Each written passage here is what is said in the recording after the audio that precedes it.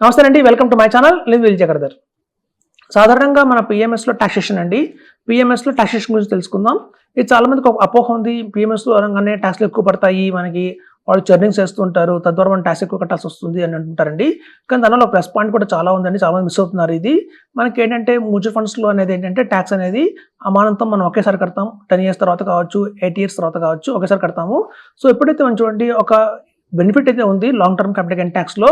అదేంటంటే మనకు వచ్చిన ప్రాఫిట్లో 1,25,000 దాకా కూడా మనం ఎగ్జంప్షన్ తీసుకోవచ్చు. మనం ట్యాక్స్ అయితే కట్టక్కర్లేదు. ఆ 1,25,000 పైన మనకి ఎంత వస్తుందో దాని మీద మాత్రమే 12.5% మనం ట్యాక్స్ కట్టాల్సి ఉంటుంది. సో మ్యూచువల్ ఫండ్స్లో జరిగే పొరపాటు ఏంటంటే మనం ఎవ్రీ ఇయర్ అంటే రిడీమ్ చేయము, ఒకేసారి రిడీమ్ చేస్తాము. ఒక 5 years తర్వాత కానివ్వండి, 6 years తర్వాత కానివ్వండి. కొంతమంది లాంగ్ హార్జన్లో మేము 10 years దాకా హోల్డ్ చేస్తాం సార్ అంటారు.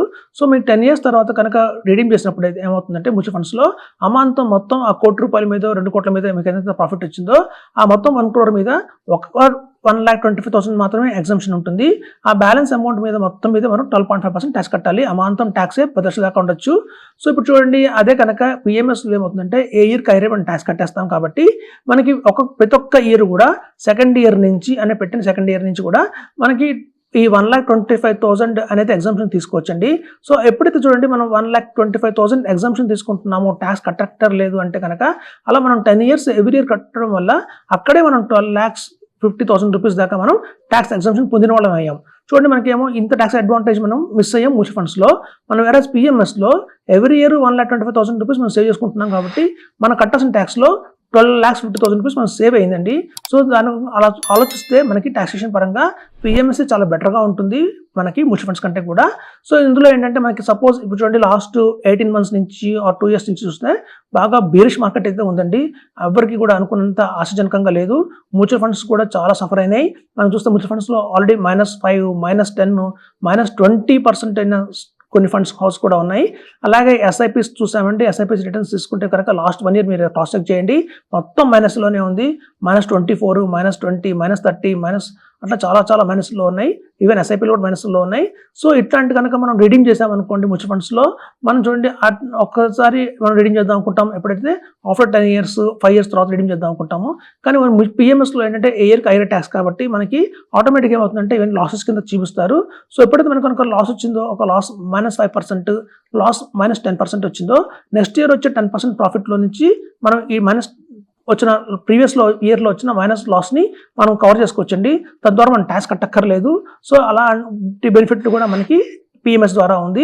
సో చాలామంది అనుకుంటున్నట్టు పిఎంఎస్లో టాక్సేషన్ ప్రాబ్లమే కాదండి, టాక్సేషన్ ఇంకా ప్లస్ పాయింట్ ఉంది. పిఎంఎస్లో మనం ప్రతి సంవత్సరం కూడా 1,25,000 రాయితీ పొందుతున్నాం. అంటే సుమారు 10 ఏళ్లకి చూస్తే మీరు 12,50,000 రాయితీ పొందినట్టు.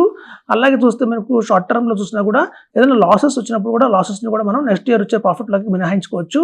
సో ఇట్లాంటి ఆప్షన్స్ అన్నీ ఉన్నాయి కాబట్టి మనకి PMS is the best option అని చెప్తున్నాను. అలాగే చూడండి, చాలా మటుకు ఉన్న 100 చాలా పిఎంఎస్లు ఉన్నాయి ఇండియాలో. దగ్గర 400+ పిఎంఎస్లు ఉన్నాయి. ఇంకా కొత్త కంపెనీలు కూడా వస్తున్నాయి. అన్నిట్లో కూడా చూసినా కూడా ప్రామినెంట్గా ఎప్పుడు కూడా ఆల్ టైమ్ అంటే లాస్ట్ 10 years నుంచి కానివ్వండి, 8 years నుంచి కానివ్వండి, కన్సిస్టెన్సీ పర్ఫార్మెన్స్ ఇస్తూ ఇయర్ ఆన్ ఇయర్ 20% రిటర్న్ ఇస్తూ యావరేజ్గా ఉన్న కూడా చాలా best of the best PMS కొన్ని అవైలబిలిటీలో ఉన్నాయండి. 5-6 పిఎంఎస్లు అయితే ఖచ్చితంగా ఉన్నాయి.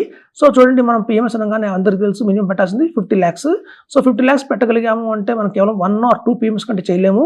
సో మనకున్న అన్ని ఫండ్స్లోకి మనం బెస్ట్ ఏదైతే తీసుకుంటున్నామో 5-6 పిఎంఎస్లు, మనం వాటిలోంచి కూడా ఒక బెస్ట్ 2 తీసుకుని అందులో మాత్రం ఇన్వెస్ట్మెంట్ చేయొచ్చండి. ఎప్పుడైతే మనకి పెట్టిన 1 crore కానివ్వండి పిఎంఎస్లో 2 crores అయిందో అప్పుడు ఒక ఏఎఫ్ కూడా మనం షిఫ్ట్ అయిపోవచ్చు అని చెప్తున్నాను. సో కాబట్టి పిఎంఎస్ మీద మీకున్న బ్యాడ్ ఒపీనియన్ ఏదైతే ఉందో, ట్యాక్సేషన్ ఎక్కువ పడతాయి అనేది మొత్తం తీసేయండి మైండ్లో నుంచి. దానివల్ల అధికంగా మనం ట్యాక్స్ లాభాలే పొందుతున్నాము.